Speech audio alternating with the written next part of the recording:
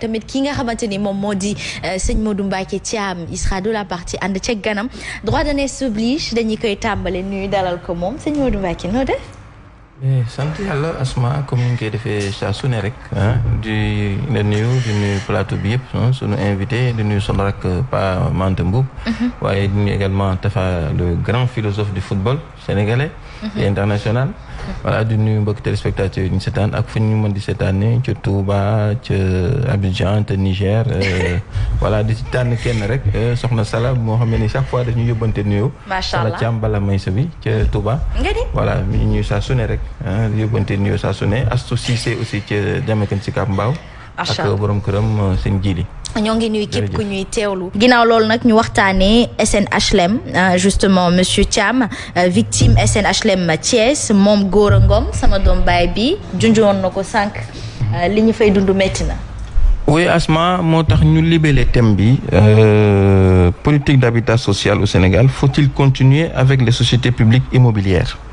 parce que questionnement boobu dina trouver légitimité am ci propos yi nga xam ne nii c'est des propos à venir de notre invité quand on sait que Sénégal problème mu logement du fi am problème la lu fa metti la trop ba taxoon depuis les années 50 notamment en 1960 avec l'OHLM bu ñu fi tegoon mu dem ba en 1987 mu nekk SNHLM capital de 6 milliards ñu war a participer n'est-ce pas à combler le gap n'est-ce pas de logement qu'il y a au Sénégal pour logements sociaux surtout nga xam ne ni daanaka soo xoolee SNHLM loolu rek lay tekki. Société nationale des habitats à loyer modéré.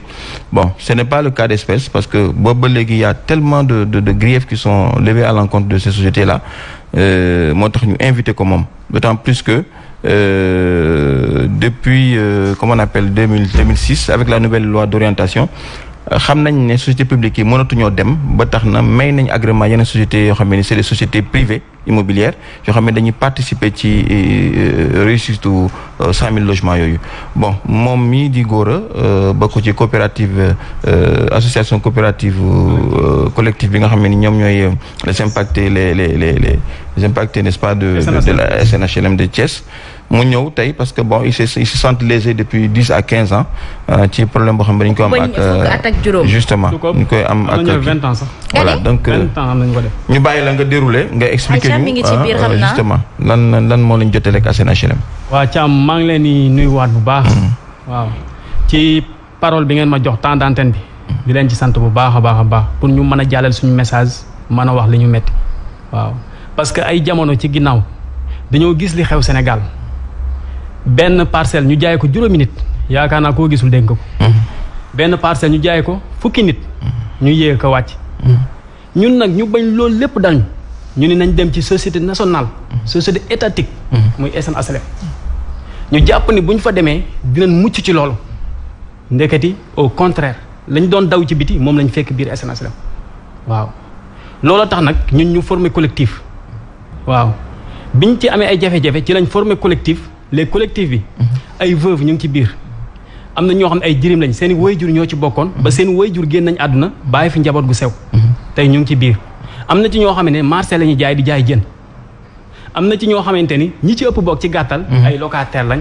ay góorgóorlu lañ ay néew di doole lañ daal très bien mais léegi lan moo leen jotale ak HLM fait bi lan la ban problème ngeen am ak ñoom waaw li ñuy jotale ak SNHLM comme ni ma ko waxee dañoo bëggoon lu wóor ba dugg ci léegi biñ demee ñu fekk fa chef d'agence buñ naan Cheikh Thiam waaw bi ñu ñëwee parce que ci biir SNHLM lañ dem biñ ñëwee mu ubbi ñu dossier daan ñu jox benn numéro compte boo xamante ni seen CA la ni compte bii da ngeen ciy verser soo leen demee ba matal ñu jox leen seen parcelle ñuy verser di verser ba matal bu ñu ñëwee moom mu ñuy wax ay waxu naka saxandak naan état bi lay xaar ñu yónnee ko ay géomètre ñu borné kaak boo demee ba nar a aalu sax mun la kii société état la étatique la du mus a am problème te tamit ñun tamit loolu lañ gëmoon. du mus a am problème ñun daal ñu dem ba benn moment 2017 Cheikh Thiam dem retraite am ku ko fa remplacer ku tudd Matar Ba mu doon chef d'agence léegi nag ñu ñëw ci Matar Ba bi ñu yëgee loolu ñëw ci Matar Ba di ko laaj suñuy parcelle mënuñu yéen dañ leen attribuer ay numéro waaye amu leen fi dara. waaw parce que mu ni xaalis bi ngeen doon versé gisuñu ko ñu ne ko lu tax gisuñu ko mu ni directeur chef d'agence bi nga xamante ni SN HLM da kaa tegoon agence bu Thiès moo yóbbu xaalis. mais ni ko yóbboo xaalis boo xam ne da ngeen ko versé ci banque ban banque la woon déjà. CNCAS. CNCAS. waaw ñun tamit mu jaaxal ñun ko ñun loolu wóoruñu. parce que ñun jaaruñu ci gardien bi. jaaruñu ci agent simple bi. dëgg la ñun ci chef d'agence bi nga xamante ni. fekkuñu ko ci mbedd. fekkuñu ko ci këram. fekkuñu ko garage.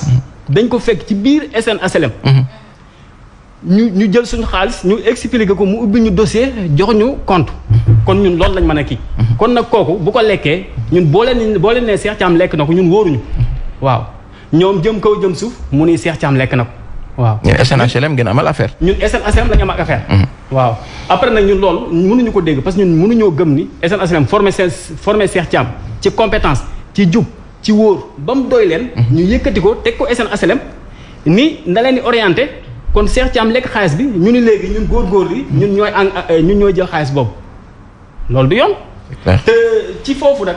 mu metti woon lool ci côté nit ñi parce que ñi ci bëri ay locataires rek am na ñoo xam ne 6 mois la ñuy dëkk ñu génne leen. mu metti woon lool gis nga ci jamono jooju da ngay gis nit dafay ñëw ba léegi nii sax nit ñaa ngi ñëw SN HLM di jooy nit dafay ñëw jigéen ñi dañuy jooy ba dañ leen yanu yóbbu leen. mais ñaata ngeen jëndee parcelles yooyu et puis yéen avant ngeen jël parcelles yooyu est-ce que dem ngeen ba ci site bi ñu won leen site baa ngi nii da ngeen di tànn wala da ngeen jël leen attribuer ay numéro noonu de manière forfaitaire. parce que balaa ngaa jënd dara aussi foog nga gis ko. très bien parce que déplacé wu ngeen ba ci site bi ba gis site bi. effectivement très bien dem nañ ba ci site bi. ba gis bayal bi. waaw ba gis bayal bi bañ wan ñu ko nii. ni fii mooy unité 4 ak unité 5. waaw ci lañ dem soogoo inscrit.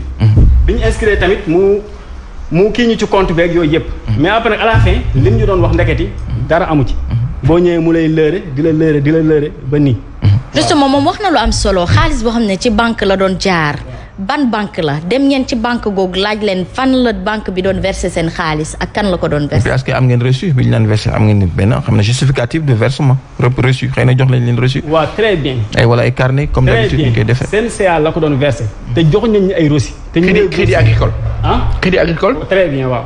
ñu ngi reçu ñoom nag bi ñu ñëwee war nañ leen reçu yeeg yëpp mais ñoom ñu ni lii problème bi ñoom ñu ni Cheikh Thiam xaalis boobu ba mu ko jëlee ci banque CNCA bi daf ko waroon a dugal ci biir SN HLM mais daf ko détourné ñun leen nag ñun loolu suñu néew ci loolu seen engagement la. banque bi la sàccu leen. waaw léegi ñoom nag ñu ni léegi ñun ñoo koy fay waaw ba pare nag mu metti ci ñun loolu fi mu toll su ma neel am na ñoo xamante ni dañoo dof ci loolu doo ko gëm.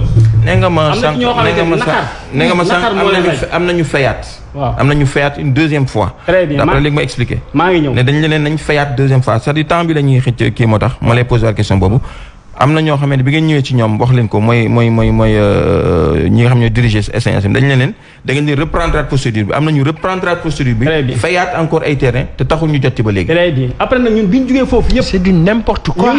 bi ñu jugee foofu yëpp ñun léegi dañuy dem ci kilifa Cheikh Thiam ak kilifa ki remplace Cheikh Thiam muy Matar Ba muy l'ancien directeur général SN HLM muy Mamadou Kassé ñu ni léegi bu ñu demee comme ñun ay góorgóorlu lañ Mamadou Kassé dinañu yërëm li jënd situation bi mais gis na bi ñu demee ci Mamadou Kassé benn yërmande nekk amu ko ci mbooloom benn yërmande Mamadou Kassé dafa ñëw daan ni da ngeen di fayaat parcelles yi parce que parcelles yi agent bi nga xamante ni SN HLM tegoon na ko Thiès moo lekk xaalis bi kon nii da ngeen di fayaat. porté ngeen plainte SN HLM. bonne question. waaw c'est une bonne question. amul ci temps bu bëri c'est une bonne question. léegi ñun bi ñu jógee foofu wut nañ avocat ba avocat bi mu ngi ñu ngi toog di xaar bi ñu jógee foofu dem nañ gouverneur informé ko dem nañ sous-préfet bu Thiès informé ko dem nañ bureau SN HLM bind leen lettre ñëw nañ ba ci président de la république informé ko ñëw nañ ba ci. dem ngeen ba ci président Macky Sall. waaw bind nañ ko lettre information. est-ce que lettre bi yegg na aussi. ban ngeen en tout cas ñun moom bind moo ñu ci war mais bind nañ ko yóbbu ko. très bien dem nañ tamit ba ci ministre Boun Abdallah Dionne wax ko ba boobu sax jamono yooyu bi Matar Ba ñëwee nee na Boun Abdallah Dionne ñëw na ba ni nañ lijjanti problème boobu may dégg Thiès mais ba léegi amul benn. mais amul kenn sax ku ci jot benn parcelle sax koo xamee ni sax au moins am na sax satisfaction ci loolu benn Cheikh. non am na ñoo xamante ni Cheikh Thiam avant muy dem am na ñoo xamante ni joxoon na leen parcelle mais SN HLM ci boppam bu Thiès ñoo reconnaître lool parce que dañ ni xaalis boobu ñu versé CNCA gisuñu ko kon ñooñu foog ñu ñëwaat fay deuxième fay ba nii pour ñu mën leen defal contrat. waaw ana Cheikh Thiam waaw xam nga ñun Cheikh Thiam moom man dama naan ñun amuñu moom affaire ñun agence bi lañu am ak affaire waaw. mais moom moo fa nekkoon ci direction bi non retraité nag après nag à la fin maa ngi dégg ñu naan fi mu toll dañu ko arrêté loolu daal lañ ci am. dañ ko arrêté waaw. maanaam mi ngi ndungu sin. très bien c'est normal. waaw très bien en tout cas mi ngi noonu kon yéen ñi ngeen di sàkku jamono ji. voilà justement son dernier mot comme ni ko Asma waxee lan mooy seen lan ngeen di wax askan wi ak lan ngeen di xaar ci état bi nii fi mu toll nii. waaw ñun li ñuy wax askan wi mooy ñu dimbali ñu parce que ñun ay góorgóorlu lañ te tamit amuñu lenn lu dul lii. très bien waaw kon léegi ñun lii buñ ko yaakaaree ba bëgg cee jot pour dugal ci suñu njaboot pour tous les sénégalais kon jàpp naa ni buñ naan ñu diw moo ko lekk ak diw dañuy jaaxal dañuy jaaxal waaw dem nañ nag ba ci jaañ si mbeng waaw moom munuñu dinaa lijjanti lii dinaa fexe ba képp koo xamante ni SN HLM jox na la numéro dinaa lijjanti nga joxe sa parcelle mais depuis boobu ba léegi nag def na 2 ans ñun nag bind nañ ko ñaari lettre ak bi ñu koy waaj yónnee muy ñett amuñu benn suivi en même temps tamit gis nañ ay kilifa diine kilifa aada pour ñu fexe jaañ si mbeng ñëw toog ak ñun pour lijjanti lii mënuñu fexe ba gis ko moom daal mën naa la dafa tëj bunt tëj fenêtre wàcce rideau waaw te li ñu gën a metti nag ñu ngi ñaxtu ñu ngi def lu nekk yooyu yëpp tamit lijjanti ko barki démb mu génn fii di annoncé 100 000 logements ñun nag loolu duñ ko nangu parce que duñ nangu tamit sa kër di tàkk faye googu naan da ngay dem kii feneen waaw duñ nangu tamit ñun duñ nangu ñun nax ñun sénégalais yi ba bëgg a naxaan ñeneen loolu moom duñ ko nangu jërëjëf Gora sant nañ la bu baax xam naa ne metti na trop mais yaakaar naa ne état bi dégg na ko SN HLM dégg na ko autorité yi dégg nañ ko état déggul dara mais ñi lii benn seconde rek déggul dara lii xam nu mu tudd c'est triste c'est un état qui vole ay nit ay population et c'est catastrophique et SN HLM ils l'ont fait aux gens de Mariste immobilier la ñu daanal fële ca Mariste mais c'est pas sérieux nañu ko wax c'est pas sérieux. très bien vous dites. waaw ak li ñu gën a métti yeneen chef d'agence yi fi daan jaar daan nañu wax sax boo ñëwee daan nañ la nax naan dañ ko état bi dañ leen yónnee ku leen ko géomètre bu leen ko borné ak yooyu sax ñuy am yaakaar mais chef d'agence bii fa nekk muy Diop Ibrahima Diop moom daanaka moom lim ñu wax sax mën naa la nopp mënu kaa dégg parce que boo ñëwee day ubbi ordinateur lan la leen wax lan la leen wax moom boo ñëwee day ubbi ordinateur bi daan na gis nga parcelles yi dañ ko tabax parcelles yi ngeen fay ñaari yoon fi mu toll yii yëpp gis nga mooy tabaxi bâtiment yi ñu tabax. mais comme da leen wax dëgg gi fi ne. waaw dëgg gi la ñu wax mais lim ñu wax dafa doon loo xam dafa gën a garaawal suñu affaire léegi ñu ni ko lan moo ci solution mu ne li ci solution mooy da ngeen di dem toog xaar DSCOS gouverneur préfet sous préfet ñoom ñoo jéem a waxtaan xool nu ñu def ba toj parcelle ñu ni ko kañ la mu ne moom loolu xamu ko te ba mu ñu ko waxee ba léegi def na ñaari at. très bien def na ñaari at. waaw xam nga loolu tamit loolu neexul a dégg yow ñoo xamante ni c'est une entreprise publique qui vole. ñoo xamante ni ñu ngi ni siiw pour génn ci location yow nga naan leen parcelle leen fay ñaari yoon mu ni chef d'agence yi fa jaaroon ñoo protégé wu site bi ba am ñeneen ñu leen ginnaaw tabax ko man ni ko da nga ciy boole ni ñoo protégé wu site bi ba pare ñoo protégé wu clients yi. très bien en tout cas merci beaucoup lu def ci nag li xajul ci cin li du dëgg faw ñu dagge ko daal di ko saam bu ko defee mu bëri merci beaucoup monsieur Thiam. vraiment di wax ne vraiment état bi comme ni ko Paasan waxee koo xam ne ni su tiitee ci yow lay ñëw laxatu vraiment su ñëwee da nga kaa war a aar. war ko kii mais pas nga di ko gruger. vraiment c'est triste man dama affaire daf ma dépassé sax ba xaw ma sax question yi ma la war a poser. parce que moi vraiment ça je tombe des nues quoi. merci beaucoup en tout cas à vous deux ci kii bi di la masawu. merci pour votre présence sinon nag ñu dem page publicitaire changer de plateau on va mettre une touche féminine avec Fatima Diop.